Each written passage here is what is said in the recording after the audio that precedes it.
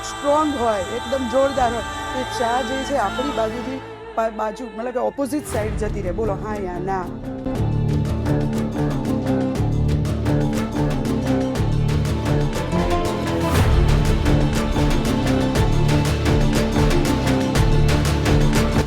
અહીંયા સર્જનાત્મક વિચાર અને સંસ્કૃતિ ઉપર ભાર આપ્યું છે, તો એને આપણે ઓરેન્જ કહેવાય. ઓરેન્જ કલર હંમેશા ક્રિએટિવિટીને બતાવે.